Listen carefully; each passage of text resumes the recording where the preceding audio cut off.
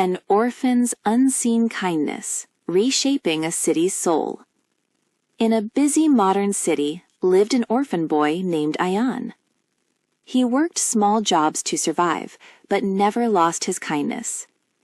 Every morning he picked up trash near the mosque. Every evening he shared bread with hungry animals. He helped old people cross roads and carried groceries for free. People noticed his actions. One shopkeeper started giving free water.